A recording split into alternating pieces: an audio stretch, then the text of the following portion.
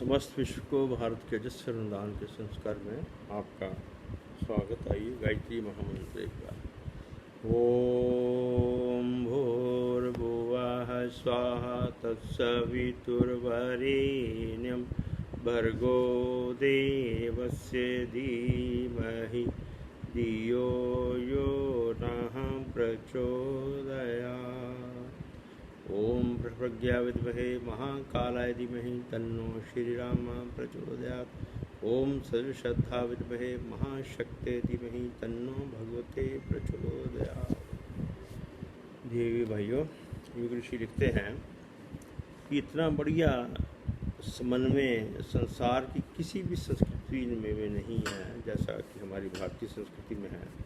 वो लिखते हैं कि विभिन्न स्थानों पर रहते हुए अनेक लोगों ने अनेक प्रकार की सामाजिक वातावरण, संस्थाओं, प्रथाओं, व्यवस्थाओं, धर्म, दर्शन, लिपि, भाषा तथा कला का विकास कर तरह तरह के धर्म और संस्कृतियाँ विकसित की। वह पानी के बुलबुले की तरह बनती बिगड़ती है रही, पर भारतीय संस्कृति आज भी चट्टान की तरह सुदृढ़ बनी हुई है, जबकि पाश्चात्य संस्कृति के पैर लड़खड़ा उठे हैं और उसने हिप्पीवाद जैसे विद्रूप संतति को जन्म देना आरंभ कर दिया। आगे लिखते हैं गुरुदेव, मिस्र और बेबीलोन की संस्कृतियाँ कभी भारतीय संस्कृति की समता करती थी। वे आज नष्टप्राय हो चुकी हैं। फिनिशियन, चार्डियन, सिथियन संस्कृतियाँ अब पुरान काल के पन्नों में रह गई हैं। सरमेशिया, रुश्मे आदि जातियाँ जो कभी अपनी अपनी अलग संस्कृतियाँ बनाए हुए थीं, वे अब दिखाई भी नहीं देती। ईसाई धर्म, इस्लाम, पर्शियन धर्म और संस्कृतियों का इतिहास बहुत थोड़े दिनों का है। इतने दिनों में ही उनमें अंतर्विरोध के भीषण ज्वालाएं भड़की हुई हैं। वहाँ पर भारतीय संस्कृति इस युग में भी अपने गौरव को सुरक्षित किए हुए है और अब तो वह पुनः विश्व की संस्कृति के रूप में विकसित होने जा रही है। ये अंतर्विरोध की घटनाएं तो लेटेस्ट हम देख ही रहे हैं। अफगानिस्तान में क्या हाल हो रहा है। भारतीय संस्कृति किसी जातीय तथ्य पर आधारित नहीं है। जिस तरह आज का राष्ट्रसंघ अमेरिका से संचालित होता है, इसी प्रकार धर्म और संस्कृति के सभी परिवर्तन व अपरिवर्तनशील अंग अर्थात रहन सहन, आहार विहार, वेशभूषा, शिक्षा दीक्षा, गृहस्थ, दाम्पत्य, पूजा, उपासना, सामाजिक नियमों, उपनियम, जातीय संगठन और राज्य संचालन आदि का निर्धारण भारतवर्ष से होता रहा है। योगी ऋषि आगे लिखते हैं कि भारत में जन्म होने के कारण उसे भारतीय संस्कृति कहते हैं, किंतु ये सारे विश्व की संस्कृति रही है। दुनिया भर की जातियाँ यहाँ के मार्गदर्शन पर काम करती थीं। संस्कृति का अपरिवर्तनीय पहलू, जिसे धर्म का तत्व दर्शन कहना चाहिए, वह तो मूल रूप से यहीं से विकसित हुआ है। सामाजिक व्यवस्थाएं और आचार संहिताओं में परिवर्तन कर लेने के कारण वे पृथक से दिखाई देने लगे हों, ये एक अलग बात है। अथवा भारतीय वाङ्मय में आए नाम शक, आंध, यवन, असुर, राक्षस, कवि, महिष, दैत्य, बालक, नाग, कैवृत, निश्राद, किरात, पुलिंद, पारद, पल्लव, दस्यु, खस, द्रविड़, पौंडर, औंडर, कंबोज, दर्द, शबर आदि नाम इस बात के प्रमाण हैं कि उसका संबंध यहाँ से सदैव जुड़ा रहा है। वह या तो साधनों की खोज में बाहर गई और बस गई, या बाहर बसी हुई जातियों से विकसित होती रहीं, पर उन्होंने धार्मिक दृष्टि से अपना संबंध भारतीय संस्कृति से सदैव जोड़ कर रखा। और अब भी उनमें से कोई विदेश में चलकर भारत का आ जाता था तो यहाँ उन्हें पहले की ही तरह सम्मानित किया जाता था। भारतीय संस्कृति का विदेशियों में विकास उसकी अपनी अपनी महिमा और उदारता के कारण हुआ है। यद्यपि कई बार ऐसा शास्त्र और शौर्य से भी किया गया है। कृष्णवंतो विश्वमार्यम, इस संसार को सभ्य बनाएंगे, ऐसा इस देश का लक्ष्य रहा है। उसके लिए भारतीय संस्कृति द्वारा प्रवाहित ज्ञान धाराएं जब काम नहीं कर सकी तो अस्त्र भी उठाए गए और उसके लिए सारे विश्व के ने साथ भी दिया। महाभारत का युद्ध हुआ तो उसमें काबुल, कंधार, जावा, सुमात्रा, मल्य, सिंहल, आदिशा, जिसको आयरलैंड कहते हैं आजकल, पताल, जिसको अमेरिका कहते हैं, आदि देशों के सम्मिलित होने के वर्णन है। ये विश्व युद्ध था। महाभारत जो था, महाभारत का युद्ध गुरुदेव कह रहे वो विश्व युद्ध था। भारतीय संस्कृति माता है और विश्व के तमाम देश की अनेक संस्कृतियाँ और जातियाँ उसके पुत्र पुत्री, पोता पोती की तरह हैं। और सबका यही था कि भाषा सबकी यही की और संस्कृति, भाषा यहीं की और संस्कृति थी, और संस्कृति भी यहीं की थी, जो कालांतर में बदलते बदलते और बढ़ते बढ़ते अनेक रूप में अनेक और प्रकारों में इसी तरह होगी जैसे ऑस्ट्रेलियाई मूंगों को दूर दूर तक फैली हुई चट्टानें। आज जब संसार भेदभाव, स्वार्थ, पखंड, छल, कपट, हिंसा और जोर जबरदस्ती की विद्रूप सभ्यता में उतर आया है, तब भारतीय संस्कृति ही एक और अंतिम समर्थ संस्कृति है, जिसकी छाया में बैठकर हम विश्व की संपूर्ण जातियां अपने आप को एक ही ईश्वर का पुत्र, भाई भाई मानेंगी और मानवतावादी सिद्धांतों के परिपालन के लिए विवश होंगे। ऐसा हमारी जो संस्कृति है, कैसे वो हम पढ़ रहे हैं युग ऋषि के विचारों को, इतने सुंदर शब्दों में उन्होंने हमें इतना बड़ा जो ज्ञान, जिसको कहते हैं कि गागर में सागर बनाकर हमें उन्होंने दिया है। हम बहुत सौभाग्यशाली, हमें अपने को समझना चाहिए कि ऐसा युग ऋषि इस भारतवर्ष पे और हमारे ही जीवन के कालखंड में वो आए। आगे युग ऋषि लिखते हैं कि व्यक्तित्व के विकास में जिन कारकों का योगदान होता है उसमें संस्कृति प्रधान है। मनोवैज्ञानिक रूप बेनेडिक्ट पैटर्न्स ऑफ कल्चर में लिखते हैं कि संस्कृति का प्रभाव बचपन से ही पड़ने लगता है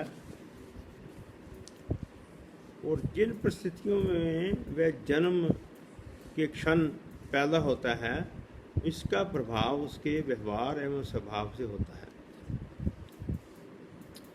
जिस समय वह बोलता है, अपनी संस्कृति का छोटा सा प्राणी है। जिस समय वह बढ़ता है एवं कार्यों में हिस्सा लेता है, संस्कृति प्रवेश उसके स्वभाव को घड़ते हैं।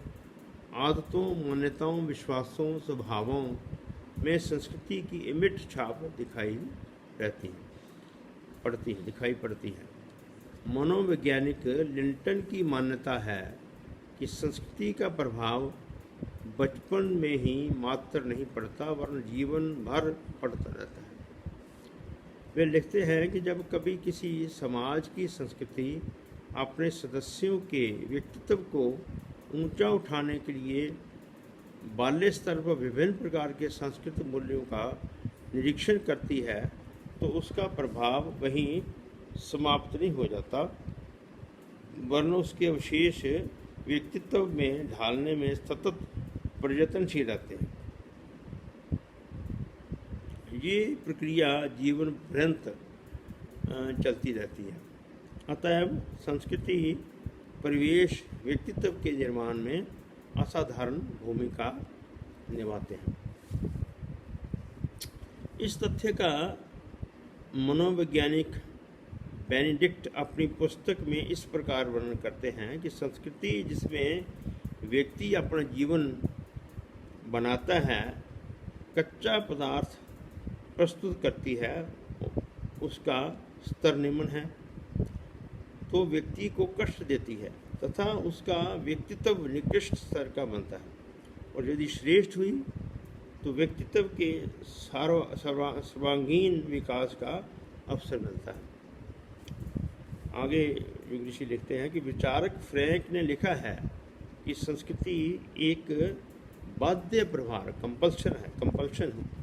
कंपल्सरी इफेक्ट है जो व्यक्तित्व के ऊपर व्याप्त है, उसके व्यक्तित्व के विचारों, स्वभावों एवं विश्वासों को ढालती है, जिनको सामुदायिक जीवन द्वारा उसे स्वीकार करना पड़ता है। लिंटन अपनी पुस्तक दी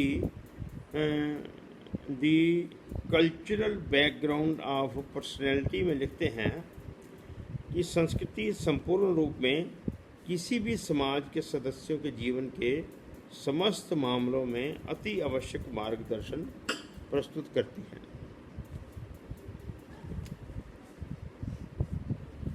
ऋषि आगे लिख रहे हैं जिसमें कई जो विचारक हैं, जो मनोवैज्ञानिक हैं, उनके रेफरेंस देकर योग ऋषि हमें बता रहे हैं। आगे लिखते हैं, मनोविज्ञानी गिन्सबर्ग का कथन है कि सभ्यता और सुसंस्कारिता के अंतर को समझना चाहिए।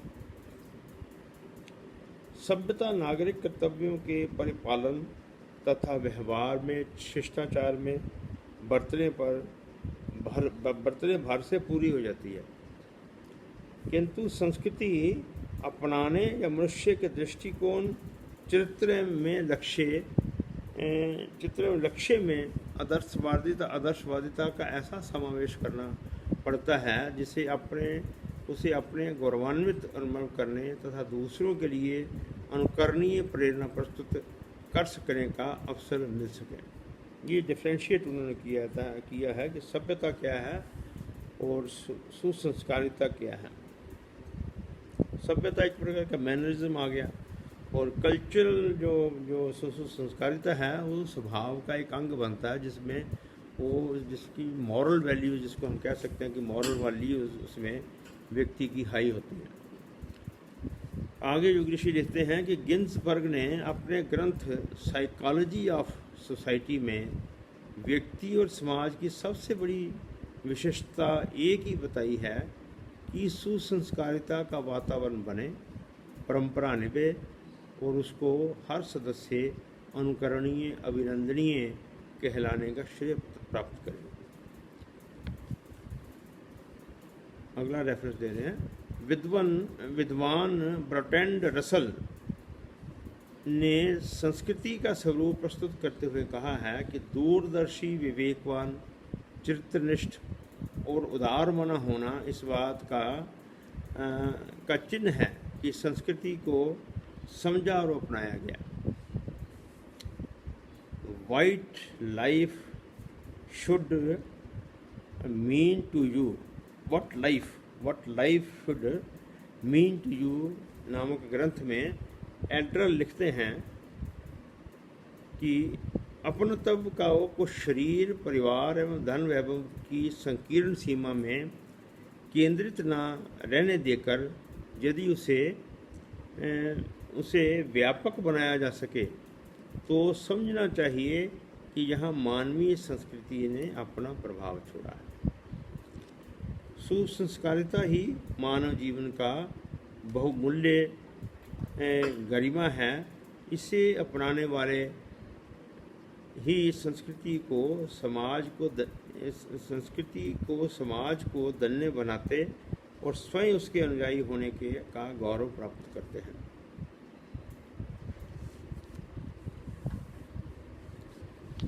योगी आगे लिख रहे हैं कि एक बहुचर्चित विवाद चल पड़ा है कि आज के युग में रहन सहन में, वेशभूषा में जो अनेकों सौंदर्य प्रसाधन मिल गए हैं, इसी से संस्कृति विकसित हुई है। और ये आर्य संस्कृति में कहीं अधिक निखरी हुई है। ये बात वे कह सकते हैं जिन्होंने भारतीयता की आत्मा का दिग्दर्शन ना किया हो। कुछ गलत परंपराओं, रूढ़िवादिताओं या काल प्रभाव से भारतीय जीवन में जो विकृति आ गई है, उसके आधार पर एक तरह का निर्णय करना उचित नहीं है। भारतीय संस्कृति में जो यवनों की, अंग्रेज़ों, पारसियों की संस्कृति का समावेश हो गया है, उससे एक अजीब हिंदुआना रूप बन गया है। उसे प्रमाण मानकर पाश्चात्य संस्कृति को श्रेष्ठतर बताना कदापि उचित नहीं कहा जा सकता। संस्कृति कुछ सीमित रीति रिवाजों, रहन सहन तक ही सीमित नहीं रही होती, वरना धर्म, दर्शन, साहित्य, कला, समाज और व्यक्तिगत जीवन के संपूर्ण वृत्त का नाम संस्कृति है। किसी एक भी चीज़ को लेकर हम संस्कृति को डिफाइन नहीं कर सकते, ऐसा युग ऋषि। ये सबका मिला जुला जो स्वरूप है, उसी को संस्कृति कहा है। युग ऋषि आगे लिखते हैं कि सच्चे जीवन का विकास इन सब बातों से मिलकर होता है। भौतिक दृष्टि से विकसित होना, साधना या सफलताओं की बहुलता पर प्राप्त कर लेने मात्र से ये उद्देश्य पूरा नहीं हो जाता। भारतीय संस्कृति का इतिहास देश और कला से भी अत्यधिक विस्तृत है, उससे कहीं आ गया। क्योंकि आगे लिखते हैं कि अब जो रहन सहन वाली संस्कृति का नाम लिया जाता है, ये न केवल एकांगी है, उसमें अनेकों बुराइयां हैं। अभाव, आसक्ति, अत्यधिक आवश्यकताओं की उसकी 3 विशेषताएं हैं। इसके कारण व्यक्तिगत सार्वजनिक जीवन में स्वार्थपरता, निर्दयता, कामुकता, छल, कपट, दंभ, पाखंड और अत्याचार बढ़ता हुआ जा रहा है। ये फैक्टर तो हमारे सामने ही है सारा कुछ, क्योंकि भौतिकवादी दृष्टिकोण हो गया, उसके कारण ये सारे जो अवगुण गुरुदेव बता रहे हैं वो पैदा हो जाते हैं। इस अभागी आधुनिक संस्कृति ने जब से हमारे भारतीय जीवन में प्रवेश किया है, तब से यहाँ का जीवन भी बुरी तरह अस्त व्यस्त होता चला जा रहा है। स्वेच्छाचारिता, दाम्पत्य जीवन में छल, कपट, ढोंग, तलाक और सामाजिक जीवन में ऐसे दुर्गुणों का तेजी से विकास हो रहा है। इन्हें देखकर आज कोई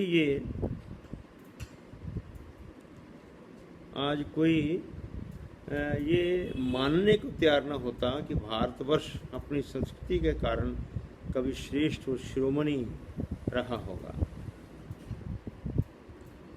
भारतीय संस्कृति महान आध्यात्मिक है। यजुर्वेद के एक ही सूक्त में उसकी विषाद व्याख्या करते हुए ऋषि ने लिखा है, सा प्रथमा संस्कृति विश्ववारा। ये यजुर्वेद का श्लोक है, जिसका अर्थ बताया गया है कि अर्थात वह जो विश्व, ये जो विश्व है बड़ा विशाल है और एक नियामक अधिपति चैतन्य देवत्व से ये संचालित है। उस परम तत्व को जानने के लिए जिस संस्कार संपन्न जीवन प्रणाली की आवश्यकता पड़ती है, उसे ही संस्कृति कहा जा सकता है। आज की बात यही हम समाप्त करते हैं। बहुत बहुत धन्यवाद। ओम शांति।